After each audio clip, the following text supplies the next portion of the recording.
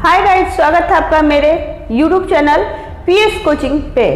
Guys, मैंने अपने पिछले वीडियो में संस्कृत के यानी 10वीं क्लास का जो संस्कृत है उसके नीति श्लोक का शीर्षक जो अध्याय है उसके 5 श्लोकों के अर्थ मैंने बताए थे। आज के इस वीडियो में मैं उसके आगे यानी 6ठे श्लोक का अर्थ बताने जा रही हूँ। दोस्तों, ये जो श्लोक दिए गए हैं ये धृतराष्ट्र नाम के जो राजा थे उनके मंत्री यानी कह सकते हैं मंत्रियों में सबसे जो बुद्धिमान मंत्री थे विदुर, उनके द्वारा लिखी हुई रचना विदुर नीति से ये श्लोक संकलित हैं। यानी इन श्लोकों के माध्यम से विदुर ने मनुष्यों को किस प्रकार अपने आप को ऊंचा बनाया जा सकता है इस बारे में उन्होंने लिखा हुआ है। ठीक है, तो चलिए शुरू करते हैं इसी के साथ आज का वीडियो। पहला श्लोक है, पहला श्लोक इसमें 6ठा श्लोक यानी आज के वीडियो का पहला श्लोक कह सकते हैं। षड दोषा पुरुषे नेहा हातव्य भूति मिच्छिता निद्रा तंद्रा भयम क्रोध आलस्य दीर्घ सूत्रता। यानी इसमें विदुर ने धृतराष्ट्र को अच्छे नियमों यानी कह सकते हैं कि मनुष्य को ऊंचा उठाने की जो बात कही है श्लोकों के माध्यम से, किस प्रकार मनुष्य अपने आप को अपने को उदय की ओर ले जा सकता है यानी अपने आप को ऊंचा उठा सकता है। जो उसके दोष है उसके बारे में भी उन्होंने बताया है कि किन दोषों का त्याग करके मनुष्य चाहकर अपने आप को अपनी वृद्धि या कह सकते हैं कि अपने आप के लिए अच्छा कर सकता है। षड दोषा पुरुषे नेहा हातव्य भूति मिच्छिता।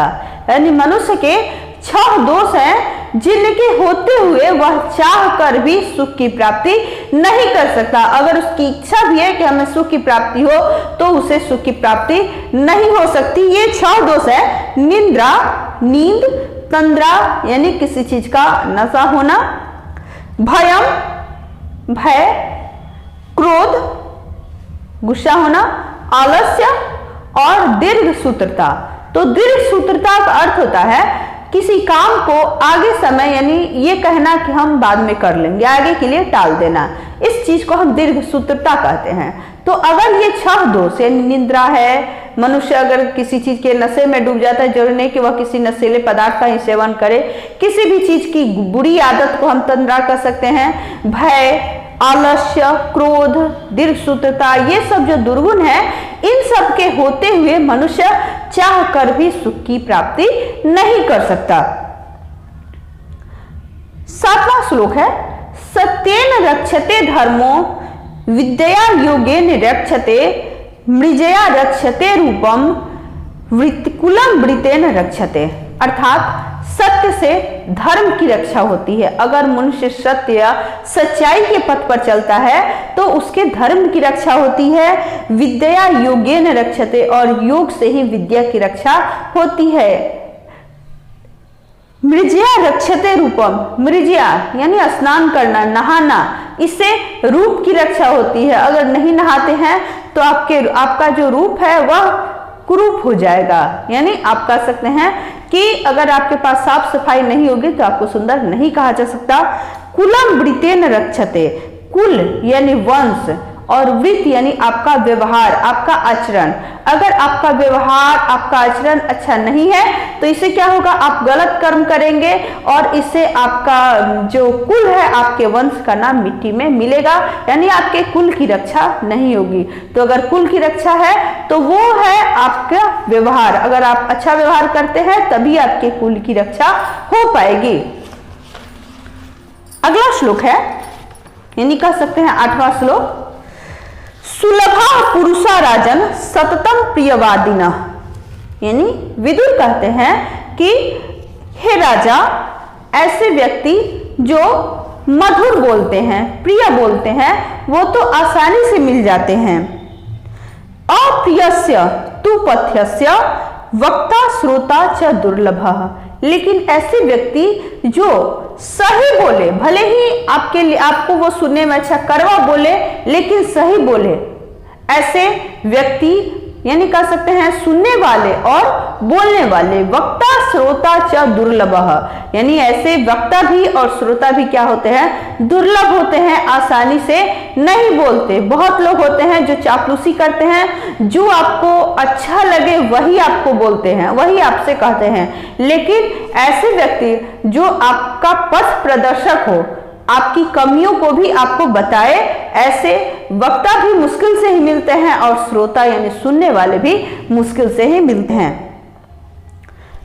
9वां श्लोक है, पूजनीय महाभागा पुण्याश्च गृह दीप्तयः स्त्रियः श्रियो गृहस्युक्तास्मस्मा द्रक्षा विशेषतः, यानी कहते हैं विदुर कि हे राजन, स्त्रियां जो होती हैं वह घर की लक्ष्मी होती हैं, पूजने के योग्य होती हैं, क्योंकि स्त्रियां ही घर की उन्नति और अवनति के लिए जिम्मेदार होती हैं। अगर स्त्रियां सही कार्य कर रही हैं तभी घर की जो वृद्धि है, घर का जो है अच्छे पथ अच्छे राह पर घर जो है चलेगा, या कह सकते हैं कि जो सभी घर वाले हैं वो अपनी उन्नति की ओर अग्रसर होंगे।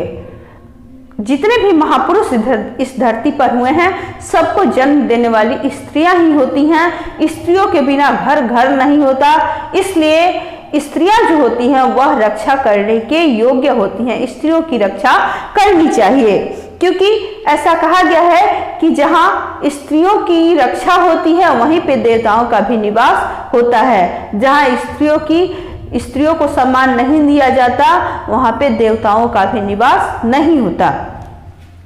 10वां श्लोक, यानी इस अध्याय का भी 10वां श्लोक और इस वीडियो का भी 10वां श्लोक कह सकते हैं, वो है अकीर्ति विनयो हंति हंति हंत्यर्थ पराक्रमः हंति नित्यम क्षमा क्रोधमाचारो हंत्य लक्षणम, यानी अकीर्ति विनयो हंति। विनय से क्या होता है, आपकी जो अकीर्ति, आपका जो अपयश है उसका नाश होता है। अगर आपके बारे में कोई बुरा भी सोच रहा है, गलत भावना फैली हुई है लोगों के मन में कि आप अच्छे नहीं हैं, अगर आप उनके सामने विनय से रहते हैं, अच्छा व्यवहार करते हैं, तो उनके मन में आपके प्रति जो बुराई की भावना है वह नष्ट हो जाएगी। हंत्य नर्थ पराक्रम, और पौरुष जो है मनुष्य का पौरुष वह जुल्म का नाश करता है, यानी बुराई को खत्म करता है। अगर आपके अंदर मानवता है, पौरुष है, तो आप कहीं भी गलत होते हुए नहीं देख पाएंगे, उसको जरूर चाहेंगे कि उसको हम खत्म कर दें।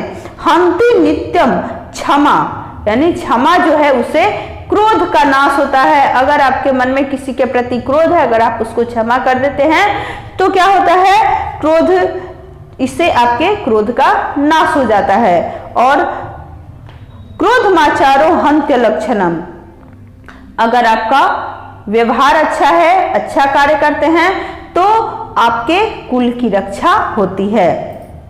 कुलक्षणता कह सकते हैं, कुलक्षण जिसे कहा जाता है उसका नाश होता है। आपका आचरण, अच्छा आचरण आपकी कुलक्षणता को नष्ट कर देता है। चलिए इसी के साथ आज का वीडियो यहीं पे समाप्त करते हैं, और मुझे आशा है कि आपने इस वीडियो को ध्यानपूर्वक देखा होगा और अपनी जो तैयारी है उसको जारी रखेंगे। धन्यवाद।